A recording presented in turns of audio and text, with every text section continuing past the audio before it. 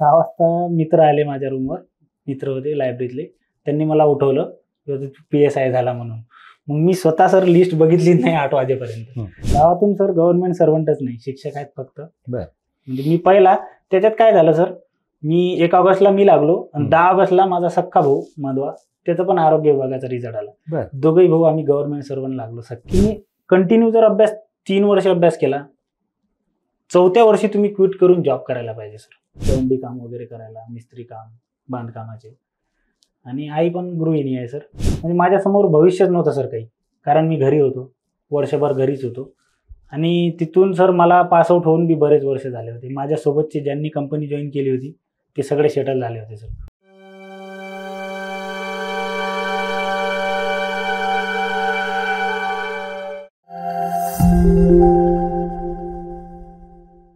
नमस्कार, मी किरण निंबोरे, वास्तव कट्ट्यावरती आपल्या सर्वांचं स्वागत.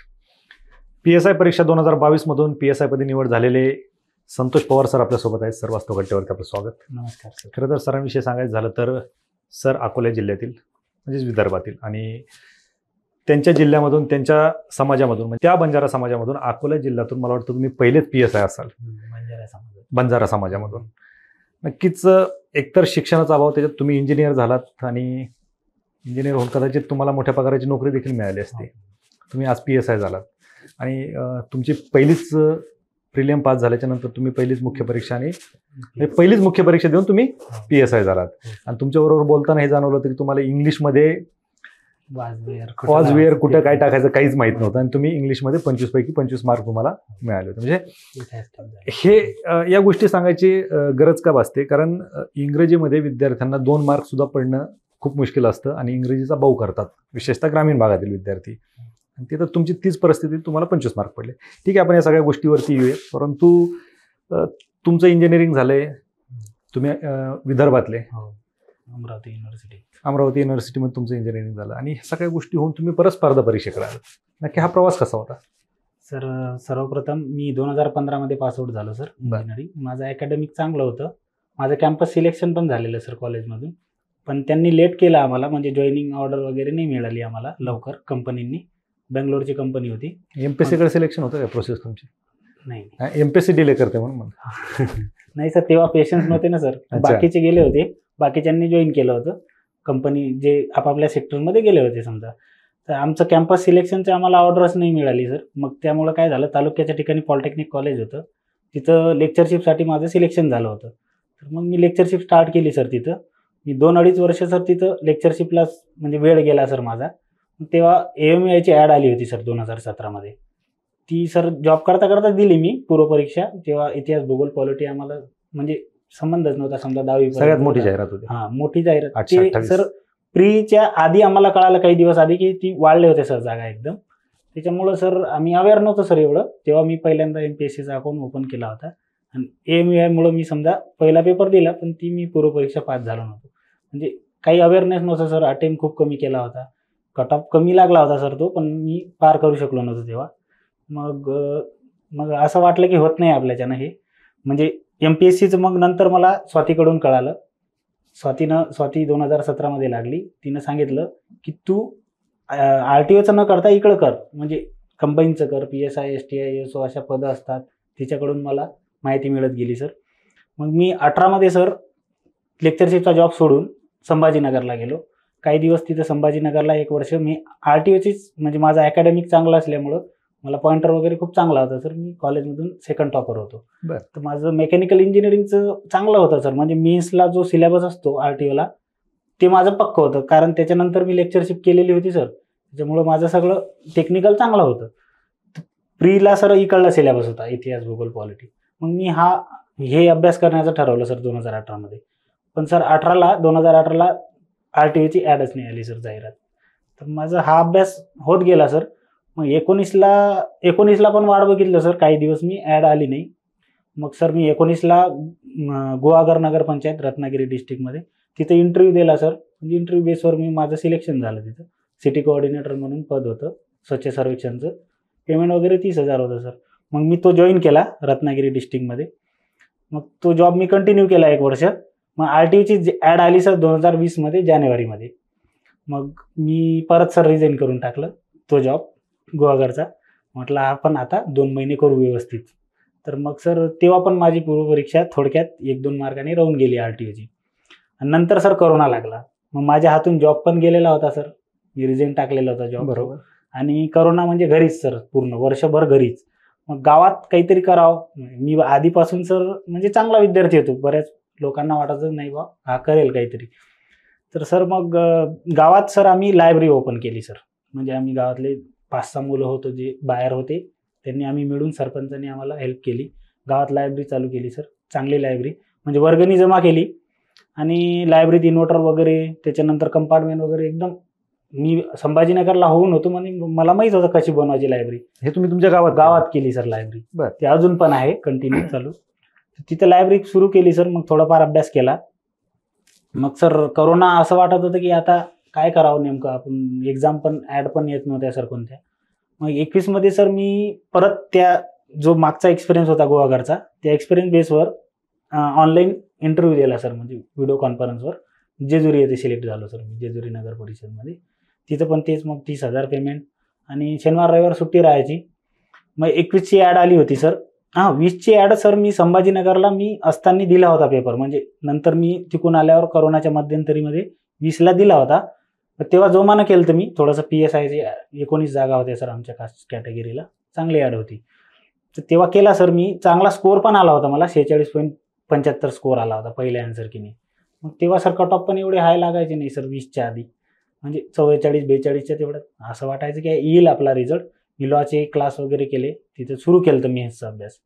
पण दुसरी आन्सर कीमध्ये पण माझा स्कोअर चांगला होता, म्हणजे कमी झाला नव्हता. तिसरी आन्सर की आली ती सर पहिल्यांदा MPSCच्या इतिहासात, ती 20च्या वेळेस आली होती. तेव्हा सर मी 0.75 जेवढा कट ऑफ लागला 43.75 लागला होता, तर मला 43 भेटले होते. 43 राहिले होते तिसऱ्या आन्सर कीनं. तर मग मी पूर्ण खचलो होतो सर. मला पेशन्स नव्हते सर अजिबात. मग मी त्याच्यानंतर मी जेजुरीला जॉब जॉईन केला. मग जेजुरीला कंटिन्यू केला जॉब. 21ची ॲड छोटी होती PSIची. म्हणजे असं वाटलं नाही की आपण जॉब सोडावं म्हणून आता, कारण मग सर इकॉनॉमिकल स्टेबिलिटी यावं म्हणून मी थोडंसं जॉब कंटिन्यू केला. तर मग 22ची ॲड आली सर. 22ची ॲड आली. त्याच्यानंतर मी असं ठरवलं, याच्यात मोठी ॲड होती सर 22ची, 603ची. कॅटेगरीच्या जागा पण 12 होत्या. मग मी असं ठरवलं की नाही, आपण आता करायला पाहिजे एकदा तरी ट्राय, शेवटचं एकदा. तर मग सर मी पैसे पण थोडेफार, म्हणजे 30,000 पेमेंट असल्यामुळे थोडंफार सेविंग. मग मी सर 2 महिने सुट्टी टाकली. आमच्या HODना आरोग्य प्रमुख जवळचे होते माझे. त्यांना म्हटलं, सर म्हटलं मी 2 महिने प्रीचा अभ्यास करतो, तोपर्यंत इथं कोणी घेऊ नका म्हटलं माझ्या जागेवर, थोडे दिवस मला वेळ द्या. मग त्यांनी माझा ऐकलं, जवळचे झाले होते म्हणजे मित्रासारखे होते. मग त्यांनी वेळ दिला सर. मग मी पुण्यात आलो 2 महिने. स्वाती पण इथंच होती. म्हणजे मला लवकर सेटल होता आलं इथं. म्हणजे मग मी लवकर रूम वगैरे घेतली 1-2 दिवसातच. लगेच सुरू केला सर अभ्यास सुरू केला. 2 महिन्याआधी मग मी सरांना सांगितलं, HOD सरांना, की माझी प्रीची आन्सर की येऊ द्या, नंतर मी ठरवतो यायचं की नाही. मग सर मी पेपर दिला, 8 ऑक्टोबरला होता. तर तो पेपर मला स्कोअर चांगला आला सर, 58.75. असं वाटत होतं की आपली PSIची प्री निघते. मग सर मी त्या सरांना सांगितलं की सर म्हटलं मी रिझाईन देतो, 1 दिवस येतो म्हटलं, मी रिझाईन देतो. सर बोलले की तुमचा GR आला म्हणे, तुमचे 30,000चे डायरेक्ट 50% वाढले म्हणे पेमेंट, 45 झाला म्हणे. तिथं पण असं टेन्शन नव्हतं सर. तिथं माझी रूम वगैरे स्पेशल होती मला राहायला नगरपालिकेकडून फ्रीमध्ये. आणि शनिवार रविवार सुट्टी, वेळ पण भेटायचा तिथं. पण नाही म्हटलं, मेन्ससाठी आपल्याला इथंच जोमानं करावं लागेल. आणि मेन्स पहिलीच होती सर माझी, त्याच्यामुळं काही मराठी आणि इंग्लिश लँग्वेजबद्दल आपण अलर्ट नव्हतो सर मी. मग इंग्लिशची परिस्थिती खूप खराब होती सर. म्हणजे वाजवेअर कुठं लावायचं हे पण माहीत नव्हतं मला, म्हणजे मेन्सच्या आधी अशी कंडिशन होती. मग मी एक बॅच घेतली सर. मग त्या बॅचमध्ये खूप फायदा सर इथं सांगू इच्छितो. महेश पाटील सरांची बॅच घेतली होती. ती इंग्लिशवर एवढं काम केलं सर. माझं पहिल्यापासूनच धोरण होतं, मी इंजिनिअरिंगला पण जे विषय मला हार्ड जातात त्याच्यावर पहिले काम करायचं, बाकीचे आपल्याला इझी जाणार आहे तर आपल्याला येऊनच जातात. मग इंग्लिशवर खूप काम केलं सर. आणि इंग्लिशला एवढं चांगला अभ्यास केला की 25 पैकी 25 आले होते सर मला. एक हॅशटॅग झाला, आता 24 आहेत सर. तो एक हॅशटॅग पण माझा बरोबर होता जो झाला तो. तर सांगायचं एवढंच आहे सर. मग मराठीची पण बॅच केली. प्रीचे सर कोणत्याच बॅच नाही केल्या. मी सर अभ्यास कसा केला? प्रिलिमचं सर असं होतं की मला सर कमी डेटा लागत होता आधीपासूनच. मी कमी याच्यात मग ओव्हरकम करत आणत होतो, भरून काढत होतो. मी आप्पा हातनुरे सरांच्या नोट्स सगळ्या वापरल्या सर. 21,000 पुस्तक पण आप्पा हातनुरे सरांचं आणि सगळ्या नोट्स सर. आणि जे बाकीचे लागतात समजा सायन्ससाठी बसके सरांचं, बाकीचे जे मॅथ रिजनिंगसाठी हे बाकीचे डेटा दुसरे, समजा बाकीचे जे कोर सब्जेक्ट आहे इतिहास, भूगोल, पॉलिटी, इकॉनॉमिक्स आप्पा हातनुरे सरांचं सर फक्त. त्याच नोट्स सर मी 10 वेळ वाचल्या, बाकी काहीच नाही वाचलं. मी सर देसले सरांचं मी ऐकतोय, म्हणजे चांगलं आहे ते पुस्तक, पण मी कधी वाचलं नाही सर. कोळंबे सरांचे कोणतेच पुस्तक नाही वाचले सर मी, पॉलिटीचं नाही, इकॉनॉमिक्सचं नाही. त्याच्यानंतर बाकीचे जे आहेत मार्केटमध्ये ते कोणतेच नाही, मी फक्त नोट्स वापरली सर. नाही, तुम्हाला परीक्षेला काय अपेक्षित आहे हे कळलं मला सर माझं एवढं ठरलं होतं की आपल्याला प्री काढायची आहे. मेसच्या वेळेस आपण पुण्यात राहू, सगळ्या बॅच करू, सगळं करू, पण आपल्याला प्रीमध्ये 55 क्रॉस करणं आहे, समजा सेफ कोर घेणं आहे, जेणेकरून आपण रेजिग्नेशन लेटर आपण कॉन्फिडन्सनं लिहू शकलो पाहिजे. तर ते झालं सर माझ्यासोबत की 58.75 आले, म्हणून मी कॉन्फिडंटली जॉब सोडू शकलो आणि 45,000चा जॉब सोडू शकलो सर. मग त्याच्यानंतर सर मग पुढचं कसं बा, मेन्सचा अभ्यास कसं करायचं किंवा आता क्लास कसे करायचे.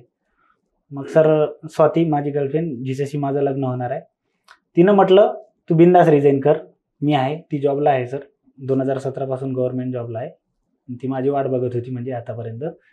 मग सर तिनं म्हटलं की तू बिंदास सोड जॉब, मी आहे, इकॉनॉमिकल सपोर्ट मी करणार, पैशाचं टेन्शन नको घेऊ, कशाचं नाही, तू तुझं फोकस ठेव अभ्यासावर. मग मी सर कॉन्फिडंटली जॉब रिझाईन करून टाकलं आणि सगळं खर्च, म्हणजे घरची परिस्थितीच नव्हती सर इकॉनॉमिकल सपोर्टची, आणि मी त्यांना त्रास पण नाही दिला काही. मग म्हणूनच आधीपासूनच जॉब करत आलो सर मी. तर मग तिथं क्लास वगैरे लावले सर मेन्सचे, मराठी इंग्लिशचे आणि कायद्याचे, समजा कायद्याचे पण लावले. आणि मेन्स पहिलीच होती, चांगल्या यानं म्हणजे चांगलं नियोजन केलं सर. म्हणजे मी शॉर्ट टर्म नियोजन केले सर. म्हणजे आता मराठी इंग्लिशचं कसं आहे सर, आपल्याला PYQ बेसवर जास्त प्रश्न असतात. आता वाळंबे सरांचं मराठी घेतलं सर, त्याच्यानंतर अदर नोट्स अजून बाकीचे प्रश्न कुठून आपल्याला कव्हर होतात मराठीचं. इंग्लिशचे पण होकॅप सर, पाल्यान सुरी वगैरे, जिथून आपल्याला होकॅप जास्तीत जास्त भेटेल ते महेश पाटील सरांनी पण दिले होते होकॅप. त्याच्यानंतर बाहेरच्या पण केल्या होत्या मी, 4-5 हजार होकॅप केल्या होत्या. 4-5 हजार? हो. इडम फ्रेजेस पण 4-5 हजार केले, म्हणजे 3-4 हजार इडम फ्रेजेस केल्या होत्या. 1 वर्ड सबस्टिट्यूशनसाठी सर ते नॉर्मन लेविसचे एकदम स्टँडर्ड पुस्तक वापरले सर मी मेन्ससाठी, म्हणजे आपल्याला पहिल्या अटेम्प्टमध्ये व्हायचं आहे. तर मग सर PYQ पण मी मराठी इंग्लिशचे बरेचदा, ते 0 एरर म्हणून महेश पाटील सरांचं पुस्तक आहे, आणि ते 0 एरर पण मी 5-6 वेळा सोडवलं असेल इंग्लिश ग्रामरचं, म्हणून मला चांगला फायदा झाला इंग्लिश ग्रामर. आणि कायद्याचं मी 2020 जे 2 महिने केले होते सर मेन्सच्या रिझल्ट, म्हणजे प्रीचा रिझल्टच्या आधी, तो मला कामी आला. म्हणजे माझ्याजवळ डेटा तयार होता सर मेन्सचा. 20च्या वेळेस मी 3ऱ्या आन्सर कीनं बाहेर पडलो होतो ना, तेव्हा मी डेटा तयार ठेवलेला, तो मला आता ज्यावेळेस कामाला आला. ज्यावेळेस रिझल्ट लागला काय भावना होत्या? तर रिझल्ट 5:38ला लागला, आणि माझी सर झोपाची सवय आहे, मी 5 वाजता झोपलो होतो, तर मला जागच नाही आला सर. म्हणजे मी मोबाईल सायलेंट करून झोपायचो. 1 ऑगस्टला मी आलो होतो घरून, प्रवास झाला होता, थकलेला होतो, तर मी 5 वाजता नेमका झोपलो. मग मला स्वातीचे पण 30-40 मिस कॉल होते बापरे रिझल्ट नंतर, आणि बऱ्याच मित्रांचे पण मिस कॉल होते. स्वाती तिथं रूम जवळ येऊन रिटर्न गेली वापस, फोन नाही उचलत आहे, रिझल्ट आला. मग मी सर झोपूनच होतो. 6 वाजता मित्र आले माझ्या रूमवर, मित्र होते लायब्ररीतले, त्यांनी मला उठवलं, PSI झाला म्हणून. मग मी स्वतः सर लिस्ट बघितली नाही 8 वाजेपर्यंत. मी मग उठलो सर, मग हिला कॉल केला, स्वातीला कॉल केला. मग ती थोडीशी नर्वस होती सर, मी एवढे फोन केले तुला, तू उठला नाही. मी तिथं येऊन गेली. मग सर ते मुलं सर गुलाल घेऊन आले होते. मी म्हटलं नाही तुम्ही नका लावू, पहिला हक्क म्हटलं स्वातीचा आहे, तिला गुलाल लावू दे आधी, नंतर तुम्ही लावा म्हटलं. मग सर हिला फोन लावला मी, कुठं आहे म्हणून. ही रिटर्न गेली होती सर रूमवर, तिचं घरी गेलती. मग सर मी आधी तिकडे गेलो हिच्याजवळ, ही पुष्पगुच्छ वगैरे घेऊन, हार वगैरे घेऊन होती, हिनं गुलाल वगैरे लावला. मग नंतर सर इकडे घरी कधी कळालं? घरी सर तेव्हाच मी हिला फोन केला, सर्वात पहिले हिलाच फोन केला, नंतर मग घरी फोन केला, आई बाबांना फोन केला. आई बाबा म्हणजे आनंद अश्रू, ते खूप विश्वास बसला का? हो, विश्वास त्यांना वाटत होतं काहीतरी करणार, पण गावाला विश्वास बसला का? गावाला सर म्हणजे मिरवणूक वगैरे काढली मी, लोक म्हणजे मित्रांनी गावात गेल्यावर. नाही, तुम्ही सांगितलं होतं ना तुमच्या समाजामधून तुम्ही पहिले पी एस गावातूनही पहिलाच आहे सर. गावातून पहिले. गावातून सर गव्हर्नमेंट सर्वंटच नाही, शिक्षक आहेत फक्त. बर. म्हणजे मी पहिला. त्याच्यात काय झालं सर, मी 1 ऑगस्टला मी लागलो आणि 10 ऑगस्टला माझा सख्खा भाऊ माधवा, त्याचा पण आरोग्य विभागाचा रिझल्ट आला. दोघेही भाऊ आम्ही गव्हर्नमेंट सर्वंट लागलो सख्खे. म्हणजे आई बाबाला म्हणजे जो तो आनंद होता ना सर, तो द्विगुणित झाला, दुप्पट झाला एकदम. त्याची अपेक्षा नव्हती. म्हणजे तो मॅरिड होता, त्यानं जॉब करून केलंय. त्याचं माझ्यापेक्षाही मोठं होतं सर त्याचं सक्सेस होणं आरोग्य विभाग. बरं, ह्या सगळ्या प्रवासामध्ये सगळ्यात मोठी अडचण काय होती? अडचण इकॉनॉमिकल राहते सर, पण मला भासू नाही दिली सर स्वातीनं. म्हणजे इकॉनॉमिकल म्हणजे मला निश्चिंत होतं सर. मला फिजिकलसाठी इव्हन शूज पासून तर सगळं तिनं घेऊन दिलं सर. माझ्याजवळ नायकीचे शूज नव्हते, म्हणजे इथं सांगायचं झालं तर. बाकी सगळ्या मुलांकडे होते सर. मी कॅम्पसच्या शूजवर धावत होतो 900-1000 रुपये. पण पॅगासियस सगळ्यांकडे होते नायकीचे. स्वातींनी म्हणजे स्वातीला कळालं बाहेरून की बा याच्याजवळ शूज नाही, बाकीच्या जवळ आहे. म्हणजे मित्रांनी सांगितलं असेल. मग ती मला दुसऱ्या दिवशी घेऊन गेली. वनाजला स्टोअर आहे ना सर नायकीचं, तिथून मला पॅगासियस घेऊन गेलं. 7,000-8,000 असं समथिंग आहे. मला प्राईस पण माहीत नाही, पेमेंट तिनंच केलं. म्हणजे इथपर्यंत मला म्हणजे हे इकॉनॉमिकल मला अडचण नव्हती.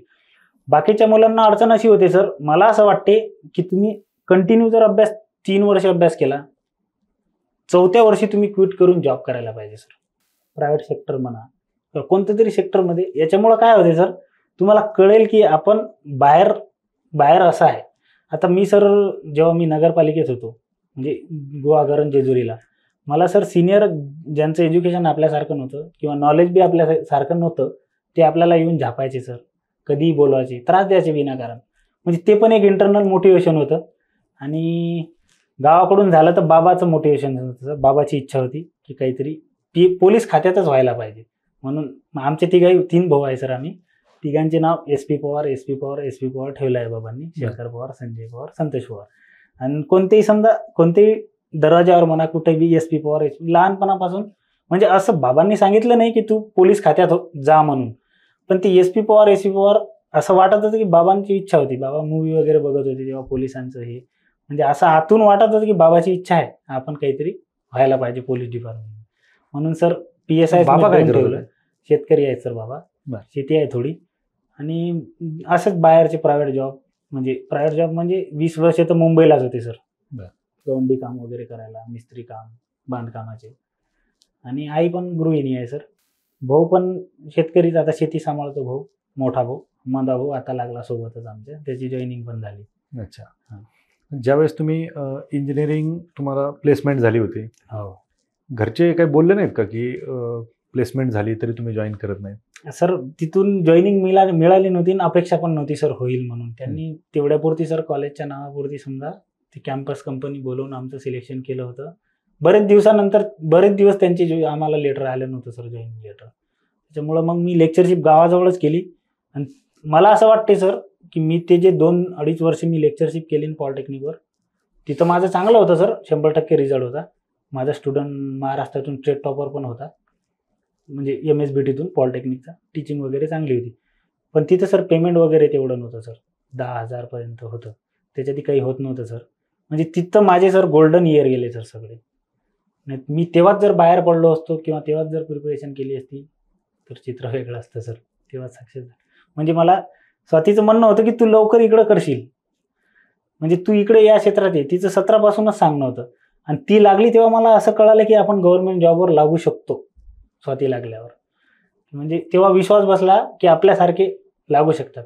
कारण सर वातावरण नाही सर, कोणी लागलंच नाही, कोणी बघितलं पण नाही. आता पहिली मिरवणूक होती सर माझी, लोकांना असं कळत पण नव्हतं काय झालं नेमकं. पण आता तोच तर फरक आहे. जरी सोशल मीडिया असेल तरी सोशल मीडियाने एवढा अवेअरनेस होईलच याची शाश्वत नाही. पण आज तुमची मिरवणूक निघली गावात, कदाचित तुमच्या गावातून आणखीन आता अधिकारी बना. पण बरेच लागले. पण आपण हेही पाहतो की मिरवणुका असतील, सत्कार असतील, हे पाहून भरपूर लोक या क्षेत्रात वाहतात.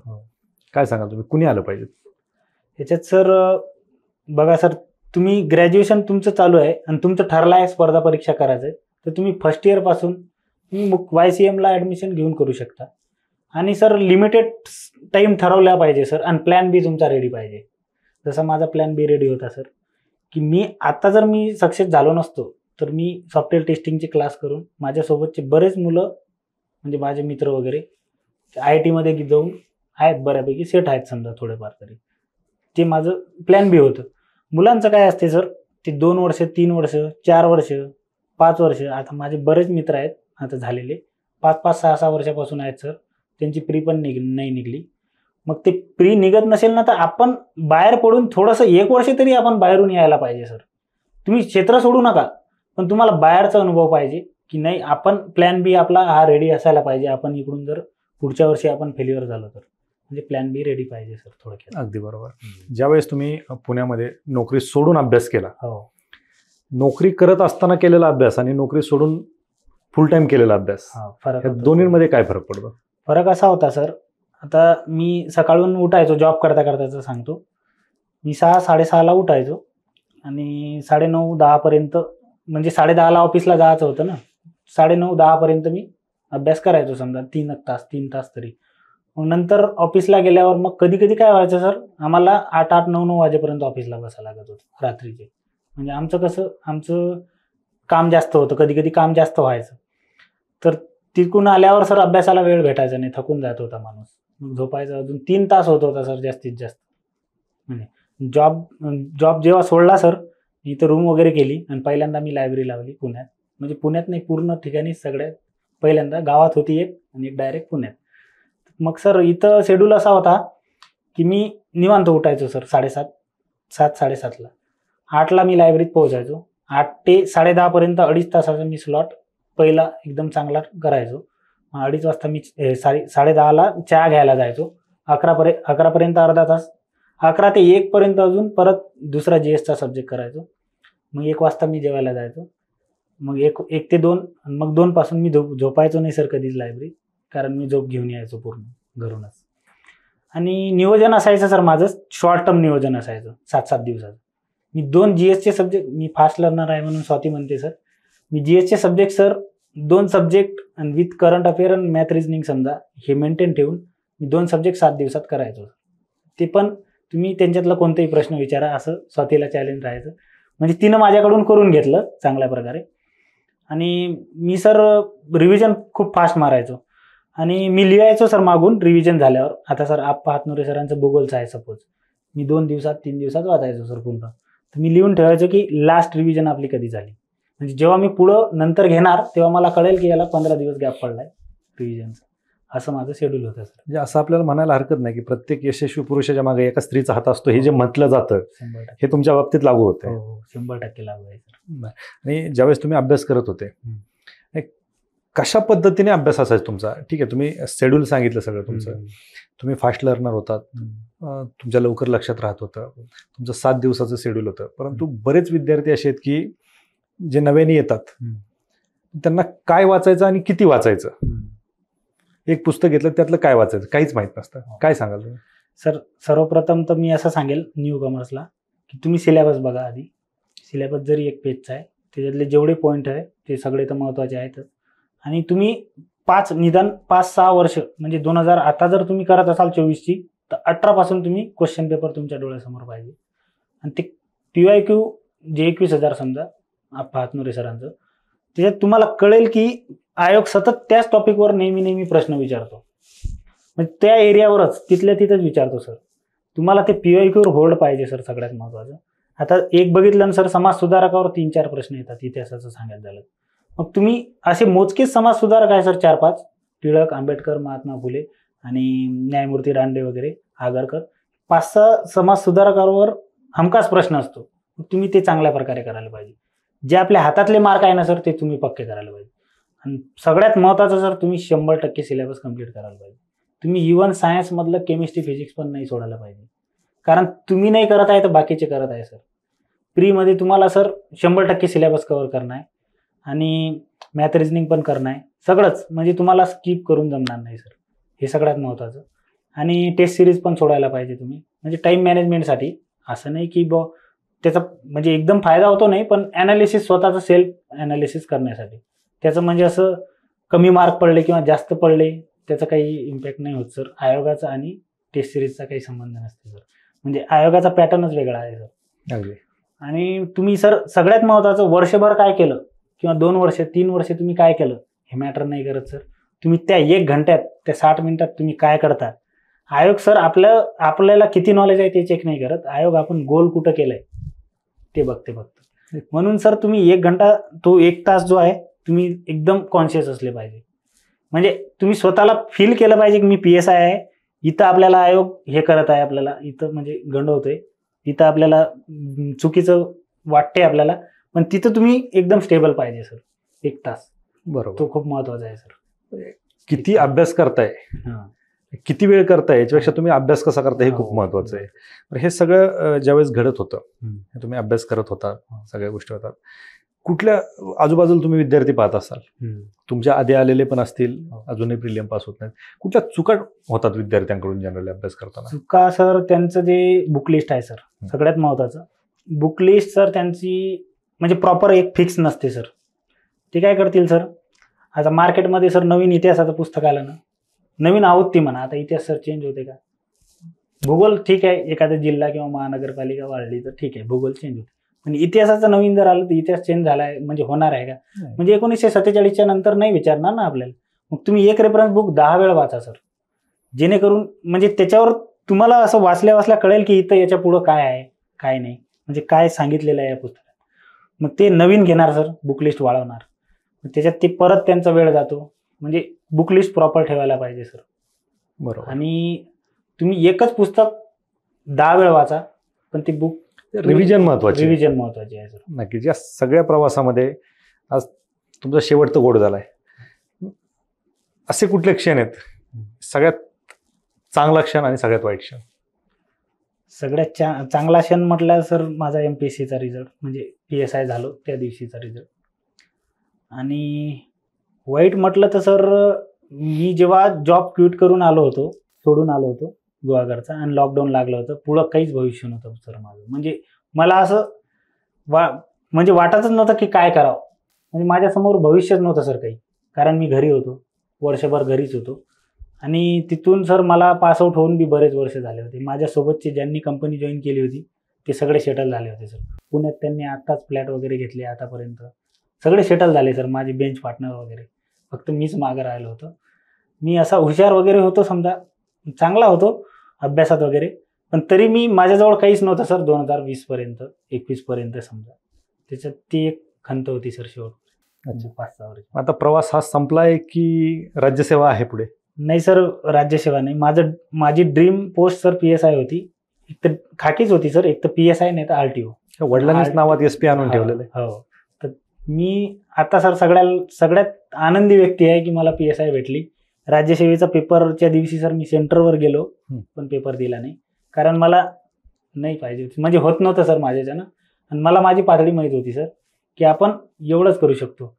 आणि आता सर जरी प्री निघली असती सर, राज्यसेवेची निघली असती प्री, थोडंसं केलं असतं तर, पण मी सर 1 ऑगस्ट नाही, मी ग्राउंडपासून मेन ज्या दिवशी झाली त्या वेळेसपासूनच मी पूर्ण अभ्यास बंद केला. आणि मी फिजिकल इंटरव्ह्यू त्याच्यावर फोकस. ज्याची आवड होती ती गोष्ट मिळाली तुम्हाला? 100% मी त्यालाच दिली सर. नंतर मी 23ची प्री पण एवढ्या यानं नाही दिली, मी मेन्सच करत होतो फक्त, कारण मला हीच मेन्स काढायची होती. ओके. आणि इंटरव्ह्यू पॅनलला कोण होतं सर? माननीय अध्यक्ष होते सर, रजनीश शेठ सर. बरं. त्यांनी चांगला इंटरव्ह्यू घेतला सर माझा, 13-14 मिनिटं. चांगले मार्क दिले सर मला, 24 मार्क दिले. आणि ते मला असं वाटतं की माझ्यासाठी चांगले मार्क. पोलीस खात्यावरती विचारलं की जनरल विचारलं? जनरल पण एक प्रश्न इथं सांगू इच्छितो सर, मला खूप आवडला त्यांचा प्रश्न तो, आणि मला वाटते की तेच उत्तर माझं प्लस पॉईंट ठरलं असेल सरांसमोर. त्यांनी विचारलं होतं मला, लोकसभा निवडणूक नेमकेच पार पडले होते, त्यांनी विचारलं होतं तुमच्या इथून कोण निवडून आलं. मग मी सांगितलं BJPचे अनुपजी धोत्रे म्हणून आहेत, ते खासदार झाले म्हणून. मग त्यांनी असं विचारलं की तुम्ही कोणाला वोट केला म्हणे, तुम्ही कोणाला वोट केलं.